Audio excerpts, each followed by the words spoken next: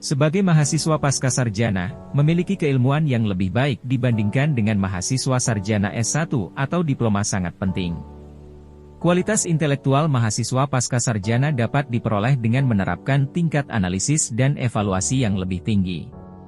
Seorang mahasiswa pascasarjana dituntut memiliki kemampuan yang baik dalam menganalisa dan melakukan penilaian terhadap informasi. Dalam taksonomi Bloom, terdapat beberapa indikator yang dapat digunakan untuk mengevaluasi kemampuan analisis, analise, dan evaluasi, evaluate, mahasiswa pascasarjana. Berikut adalah beberapa indikator yang relevan yaitu 1. Indikator untuk kemampuan analisis, analise. A. Mahasiswa mampu mengidentifikasi dan membedah elemen-elemen penting dari suatu konsep, teori, atau masalah. B. Mahasiswa mampu menganalisis hubungan dan keterkaitan antara komponen-komponen yang ada. C. Mahasiswa mampu membagi konsep kompleks menjadi bagian-bagian yang lebih kecil dan memahami keterkaitan antara bagian-bagian tersebut. D. Mahasiswa mampu mengklasifikasikan informasi atau data berdasarkan kriteria yang relevan. E. Mahasiswa mampu menemukan pola, tren, atau struktur dalam data atau informasi yang dianalisis. F. Mahasiswa mampu menggunakan metode analisis yang tepat untuk memeriksa data atau informasi secara rinci. Untuk meningkatkan kemampuan analisis dan evaluasi dalam rangka mencapai kualitas yang lebih baik, mahasiswa pascasarjana dapat melakukan langkah-langkah berikut. 1. Membaca secara ekstensif. Mahasiswa pascasarjana wajib membaca bahan pustaka, jurnal, artikel ilmiah, dan sumber-sumber terkait lainnya dalam bidang keilmuan. Hal ini akan membantu mahasiswa pascasarjana memperoleh pemahaman yang mendalam tentang topik yang sedang dipelajari. 2. Memahami dengan mendalam, selain sekadar membaca, penting untuk memahami konsep-konsep yang kompleks yang ditemui. Mahasiswa pascasarjana wajib bekerja secara aktif untuk menghubungkan informasi dibaca dengan pengetahuan yang telah dimiliki sebelumnya. 3. Mendiskusikan dengan orang lain. Mahasiswa pascasarjana wajib berdiskusi dengan rekan sejawat, dosen, atau ahli di bidang tersebut. Diskusi dapat membantu memperluas wawasan, memberikan pandang yang berbeda, dan mendorong pemikiran kritis. 4. Menyampaikan secara jelas. Untuk meningkatkan kemampuan analisis dan evaluasi dalam rangka mencapai kualitas yang lebih baik, mahasiswa pascasarjana dapat melakukan langkah-langkah berikut. 1. Membaca secara ekstensif. Mahasiswa pascasarjana wajib membaca bahan pustaka, jurnal, artikel ilmiah, dan sumber-sumber terkait lainnya dalam bidang keilmuan. Hal ini akan membantu mahasiswa pascasarjana memperoleh pemahaman yang mendalam tentang topik yang sedang dipelajari. 2. Memahami dengan mendalam, selain sekadar membaca, penting untuk memahami konsep-konsep yang kompleks yang ditemui. Mahasiswa pascasarjana wajib bekerja secara aktif untuk menghubungkan informasi dibaca dengan pengetahuan yang telah dimiliki sebelumnya. 3. Mendiskusikan dengan orang lain. Mahasiswa pascasarjana wajib berdiskusi dengan rekan sejawat, dosen, atau ahli di bidang tersebut. Diskusi dapat membantu memperluas wawasan, memberikan pandang yang berbeda, dan mendorong pemikiran kritis. 4. Menyampaikan secara jelas. Mahasiswa pascasarjana wajib mengembangkan kemampuan komunikasi yang baik secara lisan maupun tertulis. 5. Mengembangkan keterampilan penelitian. Mahasiswa pascasarjana wajib mempelajari metode penelitian yang relevan dengan bidang yang diambil. Dengan menguasai keterampilan penelitian, mahasiswa pascasarjana dapat mengumpulkan data yang diperlukan, menganalisis informasi yang ditemukan, dan menghasilkan kesimpulan yang valid. 6. Berlatih pemikiran kritis. Mahasiswa pascasarjana wajib untuk mempertanyakan asumsi, melihat sudut pandang yang berbeda, dan mengevaluasi argumen dengan kritis. Pelajari logika, deduksi, dan induksi untuk membantu untuk melakukan evaluasi yang objektif dan rasional. 7.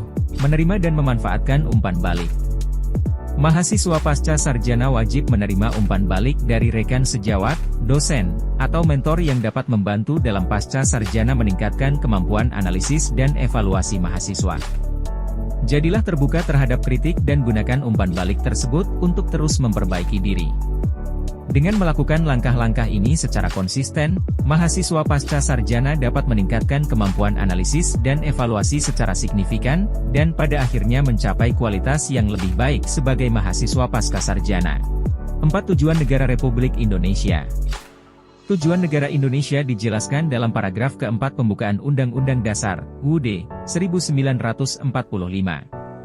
Paragraf tersebut menyatakan bahwa tujuan negara adalah membentuk pemerintah yang melindungi seluruh bangsa Indonesia dan seluruh tanah air Indonesia, serta memajukan kesejahteraan umum, mencerdaskan kehidupan bangsa, dan berkontribusi pada ketertiban dunia yang berdasarkan kemerdekaan, perdamaian abadi, dan keadilan sosial.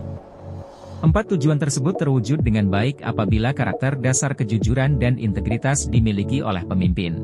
Kejujuran adalah karakter yang sangat penting dalam kepemimpinan. Seorang pemimpin yang jujur akan cenderung memiliki integritas yang tinggi dalam mengambil keputusan, serta akan memprioritaskan kepentingan yang lebih besar daripada kepentingan pribadi atau golongan. Banyaknya praktik korupsi belakangan ini ditengarai karena kurangnya integritas dan kejujuran seorang pemimpin dalam menjalankan jabatannya dalam menyelenggarakan negara. Sejak era reformasi, Indonesia sudah menerapkan sistem demokrasi. Namun ketika demokrasi sudah diterapkan di Indonesia sejak era reformasi, praktik korupsi makin merajalela di negeri ini. Mengutip pernyataan Menko Polhukam Profesor Mahfud MD dari Sindonews.com, Mahfud MD berpendapat bahwa menurut Mahfud, seharusnya, jika sebuah negara melakukan reformasi, maka korupsi di negaranya akan ikut menurun. Namun, hal itu tidak teraplikasi di Indonesia. Mahfud menambahkan bahwa maraknya korupsi di Indonesia bukan salah sistem demokrasinya melainkan praktik demokrasinya yang salah. Seseorang akan luntur integritas dan kejujurannya ketika memimpin suatu lembaga sehingga banyak terjadi korupsi ketika menjabat. Mengutip pernyataan yang disampaikan oleh Guru Besar IPB Profesor Dr. KH Hafidudin MS pada kolom Republika, Co.id. Menurut beliau, kejujuran itu berkah, kebohongan itu musibah.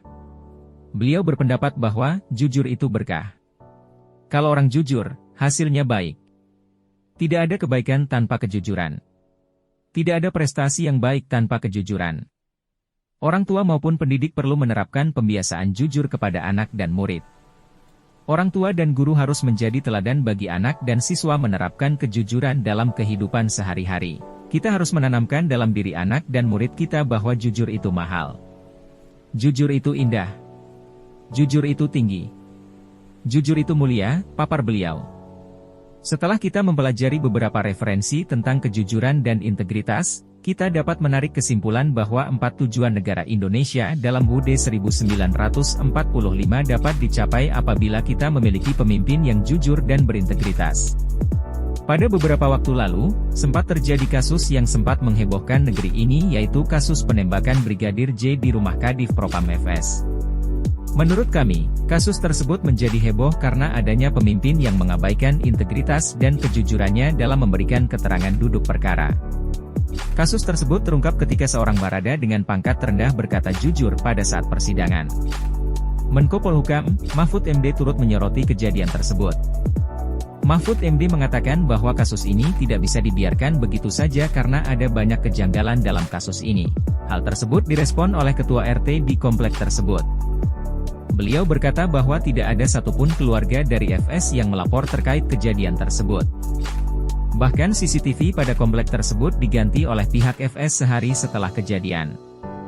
Hal ini menunjukkan bahwa kasus ini memang sengaja ditutupi seolah-olah hanya kejadian tembak-menembak antar oknum saja. Keluarga korban pun juga merasa ada banyak kejanggalan dalam kematian Brigadir J atau Nopriansah Yosua Huta Barat akibat penembakan di rumah Kepala Divisi Profesi dan Pengamanan atau Kadif Propam Polri Inspektur Jenderal Verdi Sambo. Mereka berharap kasus penembakan tersebut diungkap secara transparan. Pihak keluarga meminta Kapolri Jenderal Listio Sigit Prabowo menyelesaikan kasus tersebut secara transparan demi keadilan. Keinginan tersebut direspon positif oleh Kapolri. Kapolri menyatakan telah membentuk tim khusus untuk mengusut kasus penembakan di rumah Kepala Divisi Profesi dan Pengamanan atau Kadif Propam Polri Inspektur Jenderal Verdi Sambo. Sigit menuturkan bahwa tim tersebut dipimpin langsung oleh Wakapolri Komisaris Jenderal Gatot Edi Pramono. Setelah dibentuk tim khusus, terungkap di persidangan bahwa fakta-fakta terkait pembunuhan Brigadir J sengaja ditutupi. Banyak keterangan palsu yang terungkap di persidangan. Dan akhirnya kasus tersebut terungkap ketika seorang barada dengan pangkat terendah berkata jujur pada saat persidangan. Masih terkait kejujuran dan integritas yang wajib dimiliki oleh pemimpin. Baru-baru ini kita dikagetkan dengan unggahan Ketua BEM UI Leon Alvinda Putra. Dikutip dari Kompas.com, Leon menyebut Jokowi taking off lip service. Leon mengatakan bahwa unggahan tersebut bukan serangan personal kepada Jokowi namun lebih ke kritik terhadap kebijakan Jokowi yang menurutnya pernyataan Jokowi seringkali bertolak belakang dengan implementasi kebijakan yang ada. Menurut pendapat kami, unggahan Ketua BEM UI tersebut terlontar karena kurangnya informasi yang akurat dan komprehensif dalam membentuk pendapat dan mengkritik kebijakan pemerintah dari Ketua BEM tersebut.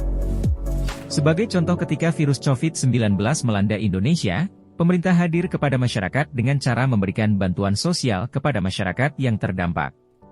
Ini menjadi bukti bahwa pemerintah telah hadir secara nyata untuk masyarakat Indonesia. Integritas dan kejujuran memiliki peran yang penting dalam kepemimpinan dan kehidupan sehari-hari. Nilai-nilai ini membentuk dasar etika, membangun kepercayaan, dan menciptakan lingkungan yang sehat. Dengan mempraktikkan integritas dan kejujuran, individu atau pemimpin dapat memberikan dampak yang positif bagi diri mereka sendiri dan orang lain di sekitar mereka. Akhir kata pentingnya dialog, penggunaan informasi yang akurat, dan upaya pemahaman yang lebih baik untuk kepentingan bersama, semuanya dalam rangka mencapai kemajuan yang lebih baik. Demikian pemaparan dari kami, sekian dan terima kasih. Kesimpulan. Kemampuan analisis dan evaluasi sesuai taksonomi belum merupakan klasifikasi wajib yang harus dimiliki mahasiswa pasca sarjana sehingga senantiasa berpikir secara kritis dan analitis untuk profesionalisme dan kontribusi bagi bidang yang ditekuni.